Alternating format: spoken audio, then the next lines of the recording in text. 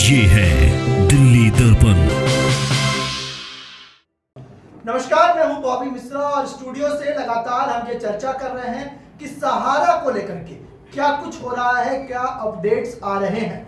गृह मंत्री अमित शाह ने सहारा रिफंड पोर्टल भी लॉन्च किया है, लेकिन सहारा के निवेशक को ये महज लॉलीपॉप लग रहा है। यही कारण है कि 31 जुलाई को दिल्ली के रामलीला मैदान से एक बड़ा आंदोलन होने जा रहा है और उस आंदोलन में क्या कुछ होगा, सरकार के खिलाफ जो संगठन है वो अब एकजुट हो गए हैं। हमारे साथ बातचीत करने के लिए वरिष्ठ पत्रकार चरण सिंह राजपूत हैं। लगातार सहारा मामलों को सर देखते रहते हैं, क्या कुछ होने जा रहा है सर 31 जुलाई को?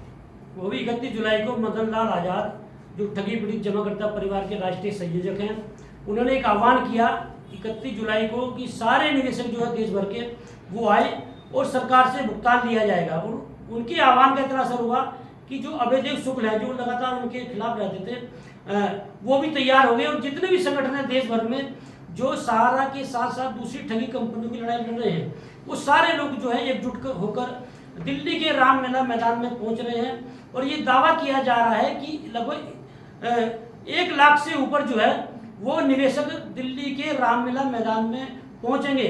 और ये भी दावा किया जा रहा है कि दिल्ली के रामलीला मैदान को ये लोग पूरी तरह से भर देंगे और वहाँ से पार्लियामेंट का घेराव करने के लिए निकलेंगे। और ये मदन लाल आजाद अवैध शुक्ल ने पूरी तरह से दावा कर दिया है कि यदि 31 जुलाई को फैसला नहीं होता है, 31 जुलाई को केंद्र सरकार भुगतान शुरू नहीं करती है, 1 अगस्त से विधिवत रूप से भुगतान शुरू नहीं किया जाता है, तो सरकार के खिलाफ एक बड़ा जन आंदोलन छेड़ दिया जाएगा और ये मोदी सरकार को पूरी तरह से उखाड़ फेंका जाएगा। ये दावा इस सरकार में जो आयोजक मदन लाल आजाद और अवैध शुक्ल दोनों कर रहे हैं। ये दो घड़े जो है सर लगातार एक दूसरे के विपरीत हुआ करते थे, एक दूसरे को देखना तक पसंद नहीं करते थे, लेकिन यदि सहारा के नाम पर दोनों एक मंच पर आ रहे हैं तो कहीं ना कहीं एक बड़ा मैसेज देने की भी कोशिश की जाएगी कि हमारे बीच जो है वो आपसी विवाद नहीं है, हमारे बीच कोई मनमुटाव नहीं है। सहारा के जो ठगी है, जिनके साथ ठगी हुई है, वो एक मंच पर है, सरकार ये देख ले। बिल्कुल, अभी तक जो ये संगठन है वो भी अब तक अलग अलग जो है अपना एक प्रोटेस्ट करते रहे हैं, चाहे जंतर मंतर पर आओ या इन लोगों ने जिला स्तर पर भी किए हैं, घेराव भी किए सारा इंडिया में, तो उसका एक बड़ा संदेश नहीं दे पाए। तो अब एक रणनीति ये बनी कि सारे लोग मिलकर जो है एक मंच पर आए। और मैंने खुद इस मामले में प्रयास का, शुरू से ही मैं इसमें प्रयास रहता कि भाई अलग अलग यदि लड़ोगे तो आंदोलन का अच्छा संदेश नहीं जाएगा। और अवैध शुक्ल ने जो है मेरी बात मानी, इन लोगों ने दोनों ने मिलकर मदन लाल आजाद ने भी स्वागत किया। अब दोनों महारथी जो है वो 31 जुलाई को वहाँ पर मंच पर दिखाई देंगे।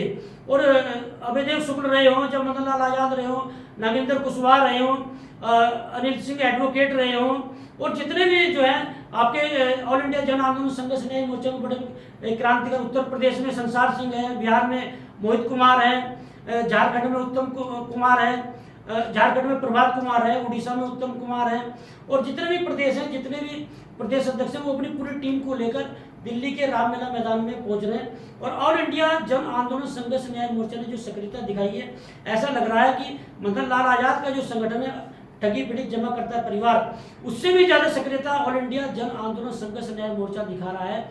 और निश्चित रूप से 31 जुलाई को दिल्ली में एक आर पार की लड़ाई देखने को मिलेगी। और ये भी कहा जा सकता है कि दिल्ली जाम कर दी जाएगी। 1 लाख से ऊपर निवेशकों का आने का दावा किया जा रहा है। और निश्चित रूप से ये शहीद उधम सिंह की जो है शहादत दिवस के दिन जो है ये कार्यक्रम रखा गया है। और क्रांतिकारियों की एक बड़ी फौज दिल्ली के रामलीला मैदान में पहुंच रही है। उसमें भगत सिंह के विचारों वाले लोग भी होंगे, उसमें गुरु जो राजगुरु जो रहे उनके विचारधारा वाले लोग भी होंगे, चंद्रशेखर आजाद के विचारधारा वाले लोग भी होंगे, गांधी जी की विचारधारा के लोग होंगे, लोहिया जी की विचारधारा के लोग होंगे, मतलब हर तरह की विचारधारा के लोग, गर्म दल के नेता भी रहेंगे और नरम दल के नेता भी रहेंगे, माहौल को शांत करने वाले लोग भी रहेंगे और माहौल को गर्म करने वाले भी लोग रहेंगे।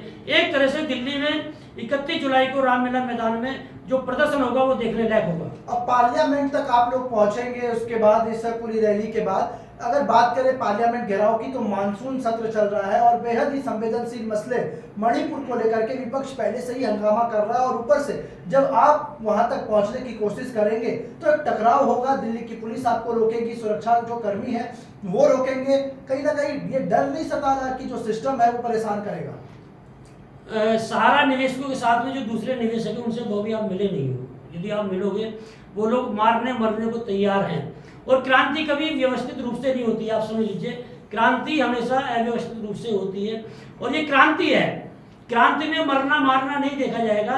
क्रांति में अपना संदेश दिया जाएगा। या तो पार्लियामेंट घेराव से पहले आकर सरकार जो है एक रोड मैप जो तैयार करके जो है वो पेश करती है कि भाई हम जो है पहली अगस्त से इसी रूप से पैसे का भुगतान शुरू कर देंगे, नहीं तो घेराव किया जाएगा, जो होगा देखा जाएगा। अरे लोग तो वैसे ही मर रहे हैं। 2000 के आसपास एजेंटों ने आत्महत्या कर ली है।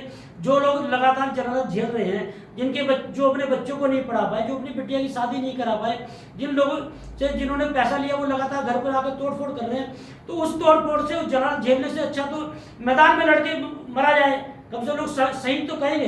तो लोग जो हैं शहीद होने को तैयार हैं, लेकिन जलाल झेलने को तैयार नहीं है। लोगों को सीधा सीधा कहना है या तो हमें पैसा चाहिए, नहीं तो जो हमारे मन में आएगा वो किया जाएगा। और यदि भुगतान नारा भी दिया है, पहले भुगतान फिर मतदान, तो ये भी रणनीति है। यदि सरकार ने भुगतान जो है सहारा के निवेशकों के साथ दूसरी ठगी कंपनियों का विधिवत रूप से शुरू नहीं किया, तो इस सरकार को उखाड़ फेंका जाएगा। ये रणनीति 31 जुलाई की है। तो साफ तौर पे आप भी उस मंच पर मौजूद रहेंगे 31 जुलाई को। ऐसा नहीं लग रहा कि अल्टीमेटम आप सरकार को नहीं दे रहे, सरकार को सोचने का मौका नहीं दे रहे? 31 जुलाई को आपकी आंदोलन की रैली होगी और आप कह रहे हैं कि 1 अगस्त को ही सरकार इसका जवाब दे दे। सरकार को लेके हमने तो रिफंड पोर्टल को भी पकड़ाया है। रिफंड पोर्टल जनता की भलाई के लिए है। 10-10 हजार रुपए आप लोग ले जाइए और फिर सरकार आगे विचार करेगी। वो भी एक जो है बट एक्ट 1919 जो है वो सरकार का ही बनाया हुआ कानून है। जितनी ठगी कंपनियां हैं उन्हें दंड देने के लिए, उनका भुगतान कराने के लिए एक कानून बना देश में। और बट एक्ट 1919 के तहत जो है वो कड़ी सजा है इन ठगी कंपनियों के जो निदेशक हैं उनको देने के लिए, और जो है भुगतान कराने की व्यवस्था है। बट एक्ट पे कोई ध्यान नहीं दिया जा रहा है। और बदन लाल आजाद तो सरकार के कानून के तहत ही लड़ाई लड़ रहे हैं। जब आपने कानून बनाया 2019 में और 10 साल से लड़ाई लड़ी जा रही है, चलो 2019 से मान के चलिए, आप 2022 जो है उन्हें 3 साल से आपको नहीं दिखाई दे रहा है। अल्टीमेटम तो 3 साल से दिया जा रहा है भुगतान का।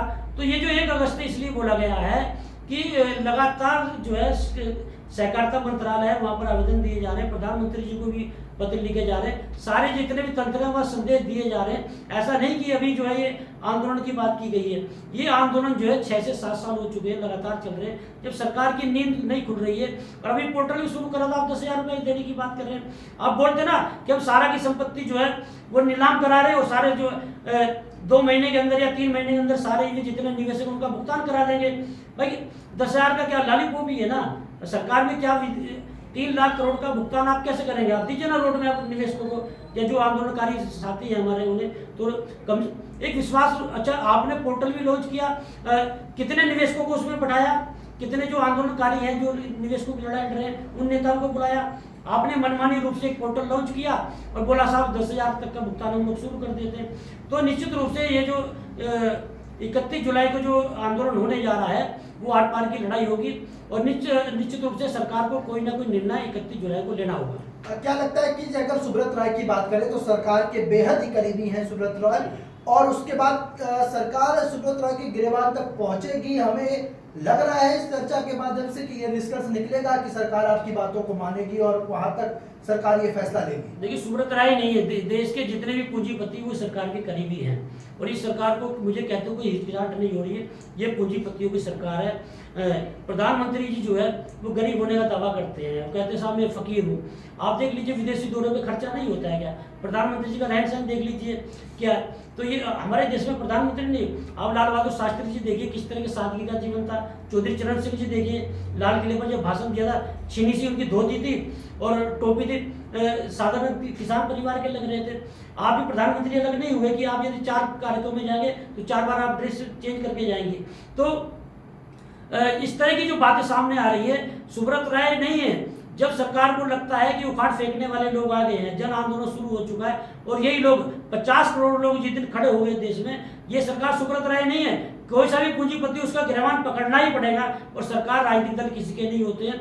यदि सत्ता जाती हुई जो प्रधानमंत्री नरेंद्र मोदी को दिखाई देगी, गृह मंत्री अमित शाह को जाती हुई दिखाई देगी, निश्चित रूप से सुब्रत राय की संपत्ति बेच के ये लोग निवेशकों का भुगतान करेंगे।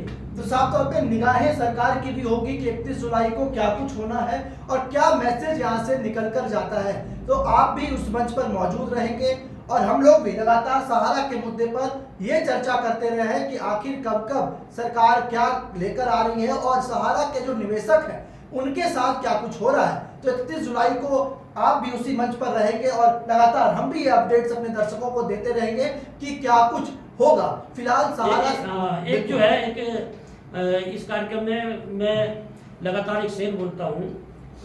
दुष्यंत कुमार शहर हुए सहयोग से मेरे जिले के हुए बिजनौर के, एक शेर उनका जो है इस आंदोलन को देख को परिस्थिति को देखते हुए मुझे याद आ रहा है उसमें से कि हो गई है पीर पर्वत सी पिघलनी चाहिए, हो गई है पीर पर्वत सी पिघलनी चाहिए, इस हिमालय से कोई गंगा निकलनी चाहिए, हो गई है पीर पर्वत सी पिघलनी चाहिए, इस हिमालय से कोई गंगा निकलनी चाहिए, मेरे सीने में ना सही, मेरे सीने में ना सही, तेरे सीने में ही सही, हो कहीं भी हो लेकिन आग जलनी चाहिए।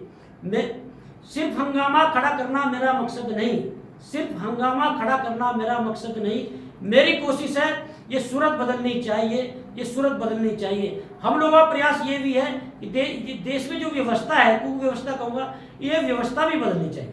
साफ तौर पर सिर्फ हंगामा खड़ा करना मकसद नहीं है, ये तस्वीर और ये सूरत बदलनी चाहिए। अब 31 जुलाई के इस प्रदर्शन के बाद, इस विरोध के बाद कितना कुछ बदलता है ये देखने वाली बात होगी।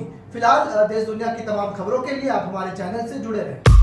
लेटेस्ट खबरों के लिए सब्सक्राइब करें हमारा YouTube चैनल या फिर लॉग ऑन करें www.delhidarpantv.com। खबरों की कवरेज और विज्ञापनों के लिए संपर्क करें इस नंबर पर।